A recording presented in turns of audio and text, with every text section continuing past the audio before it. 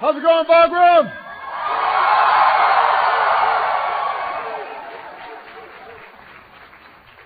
Well, you know, it turns out that the American people, they let me use this plane called Air Force One, and so I thought I'd come over and say hello.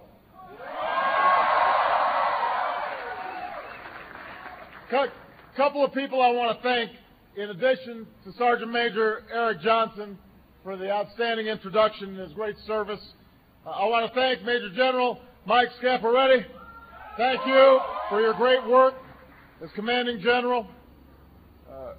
I want to thank Ms. Dawn Libery, who's the Senior Civilian Representative of Regional Command East, for her outstanding work, and Brigadier General Stephen Quast, Commander 455th Air Expeditionary Wing. Thank you all for your outstanding service. Give them a big round of applause.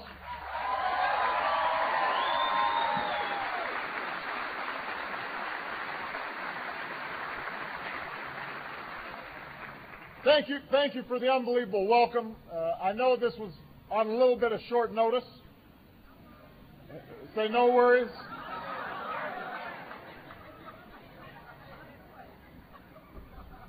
It is great to be here at Bagram, and it's great to see all the services. We've got Air Force, we've got Army, we've got Navy, we've got some Marines in the house, and we've got a lot of civilians here too, who are making an outstanding contribution to this effort. And I'm honored to be joined by America's outstanding civilian military leadership team here in Afghanistan, Ambassador Carl Eikenberry, who's doing outstanding work, and the commander of our 43-nation coalition, General Stan McChrystal. The two of them together have paired up to do an extraordinarily difficult task, but they are doing it extraordinarily well, and we are proud of them.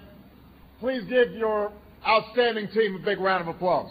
They've got my full confidence and my full support.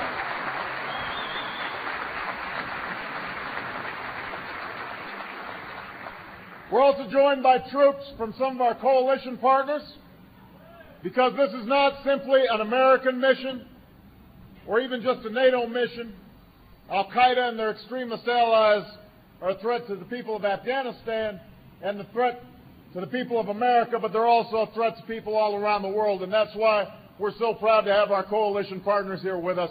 Thank you very much for the great work that you do. We salute you and we honor you for all the sacrifices you make, and you are a true friend of the United States of America. Thank you very much.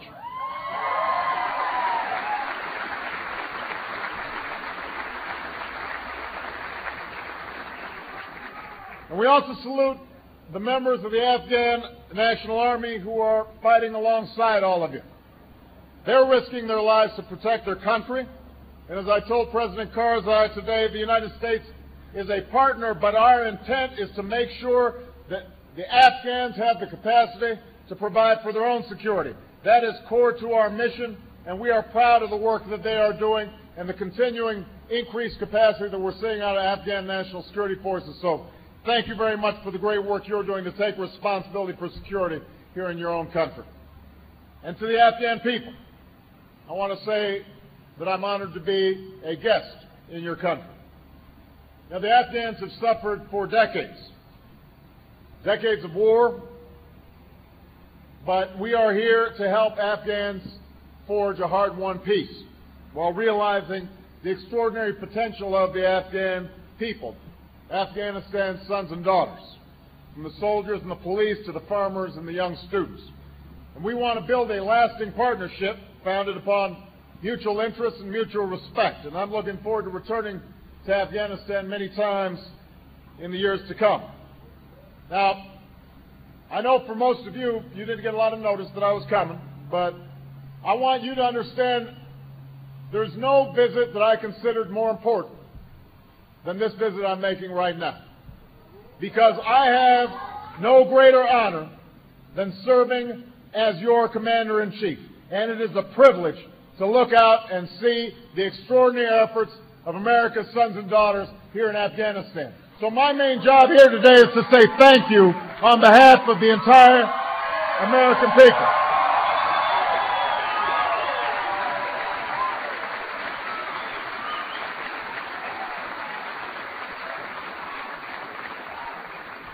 You are part of the finest military in the history of the world, and we are proud of you.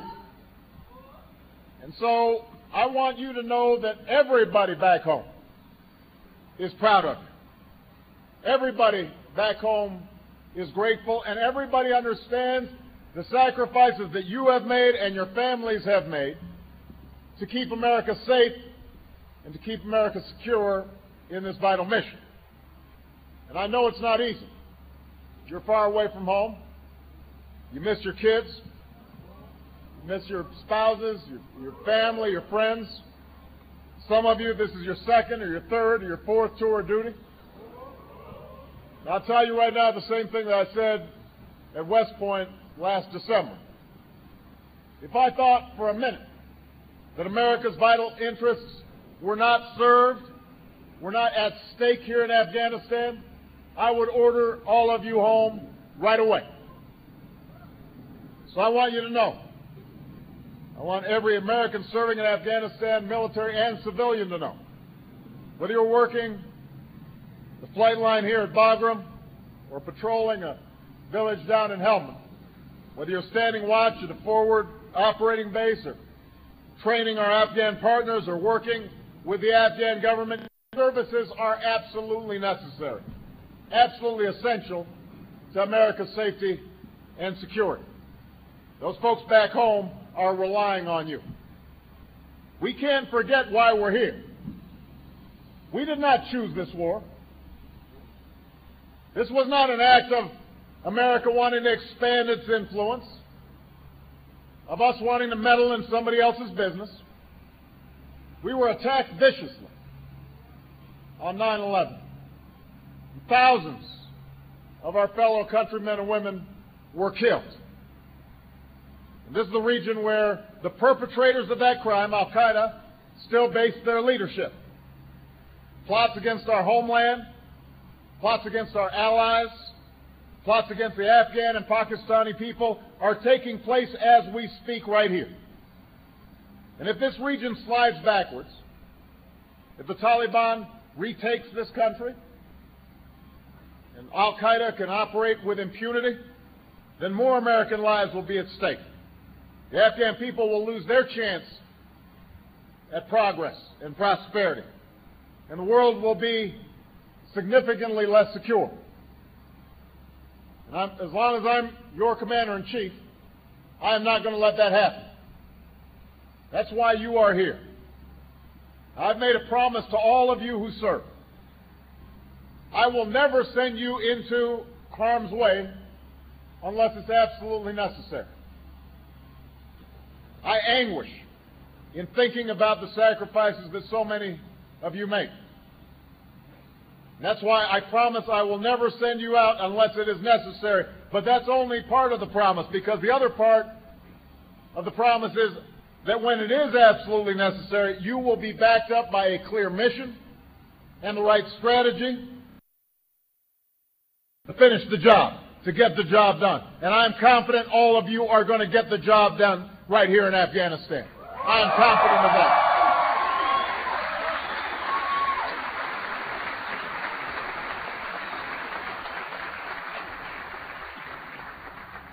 That's why I ordered more troops and civilians here into Afghanistan shortly after taking office. That's why we took a hard look and forged a new strategy and committed more resources in December. That's why we pushed our friends and allies and partners to pony up more resources themselves, more commitments of aid and additional forces and trainers. Our broad mission is clear. We are going to disrupt and dismantle, defeat and destroy Al-Qaeda and its extremist allies. That is our mission. And to accomplish that goal, our objectives here in Afghanistan are also clear. We're going to deny Al-Qaeda safe haven. We're going to reverse the Taliban's momentum. We're going to strengthen the capacity of Afghan security forces and the Afghan government so that they can begin taking responsibility and gain confidence of the Afghan people. Our strategy includes a military effort that takes the fight to the Taliban while creating the conditions for greater security and a transition to the Afghans, but also a civilian effort that improves the daily lives of the Afghan people and combats corruption, and a partnership with Pakistan and its people, because we can't uproot extremists and advance security and opportunity unless we succeed on both sides of the border. Most of you understand that. Many of the troops that I ordered to Afghanistan have begun to arrive, and more are on the way. And we'll continue to work with Congress to make sure that you've got the equipment that you need, particularly as we complete our drawdown in Iraq. We're providing more helicopters, we're providing more intelligence and reconnaissance capabilities, more special operations forces, more armored vehicles that can save lives.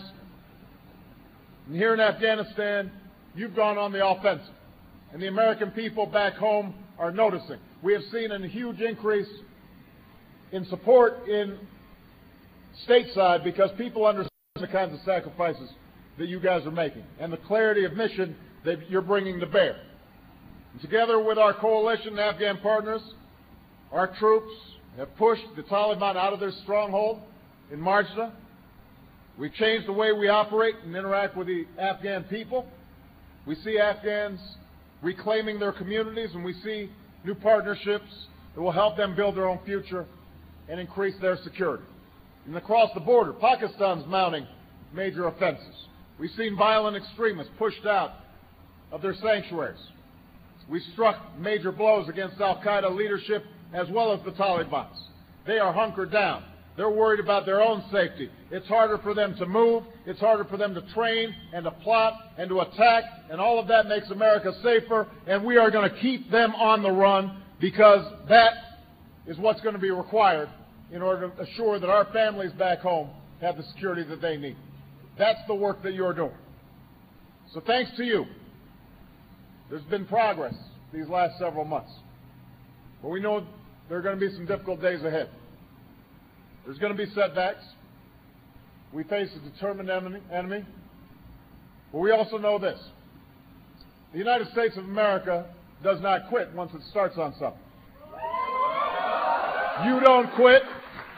The American Armed Services does not quit. We keep at it. We persevere. And together with our partners, we will prevail. I am absolutely confident of that. And I also want you to know that as you're doing your duty here, we're going to do right by you back home. We're going to help take care of your families. And that's why the First Lady, Michelle Obama, visited with military families and makes sure that their needs are met. That's why she stays after me once she gets home, when I'm at the White House. And we're going to make sure that we are keeping to improve your pay and your benefits, but also things like child care and support that ensure that you've got a little bit of security knowing your family is being looked after back home. And we'll be there for you when you come home. That's why we're improving care for our wounded warriors, especially those with PTSD and traumatic brain injuries. We're moving forward with the post-9/11 GI Bill so you and your families can pursue your dreams. And we've made the biggest increase in the VA budget in 30 years because we're going to keep our sacred trust with all those who serve. You've been there for us, tour after tour, year after year, at a time when too many American institutions have let us down, when too many institutions have put short-term gain in front of a commitment to duty and a commitment to what's right. You've met your responsibilities. You've done your duty. Not just when it's easy. That's why you've inspired your fellow Americans. And that's why you inspire me. That's why you've earned your place next to the very greatest of American generations. And all of you represent the virtues and the values that America so desperately needs right now. Sacrifice and selflessness, honor and decency. Here today, that's what you represent. I've seen your sense of purpose and your willingness to step forward and serve in a time of danger. I've seen it from the Marines I met at Camp Lejeune, to the cadets at West Point, from the midshipmen at Annapolis, to the troops I have met in Iraq and at bases across America and here in Afghanistan. I've seen your courage and your heroism in the story of a young sergeant, first class, named Jared Monsey, who gave his life here in Afghanistan to save his fellow soldiers and whose parents I was proud to present with our nation's highest military decoration, the Medal of Honor. I've seen your tenacity.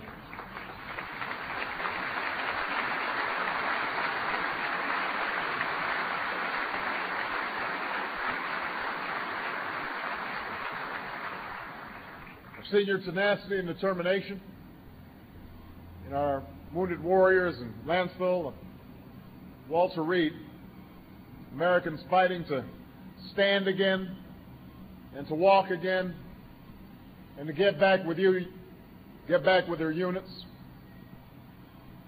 Incredible dedication, incredible focus, incredible pride. And I've been humbled by your sacrifice in the solemn homecoming of flag-draped coffins at Dover, to the headstones in Section 60 at Arlington, where the fallen from this war rest in peace alongside the fellow heroes of America's story. So here in Afghanistan, each one of you is part of an unbroken line of American service members who sacrificed for over 2 centuries. You're protecting your fellow citizens from danger. You're serving alongside old allies and new friends. You're bringing hope and opportunity to a people who've known a lot of pain and a lot of suffering. And I know that sometimes when you're watching TV, the politics back home may look a little messy and people are yelling and hollering and Democrats this and Republicans that. I want you to understand this. There's no daylight when it comes to support of all of you.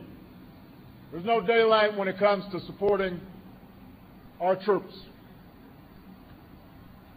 That brings us together. We are all incredibly proud. We all honor what you do.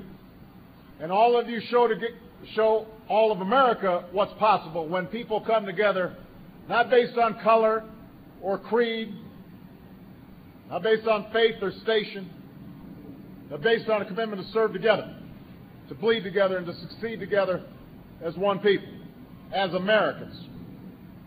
Make no mistake, this fight matters to us. It matters to us. It matters to our allies. It matters to the Afghan people.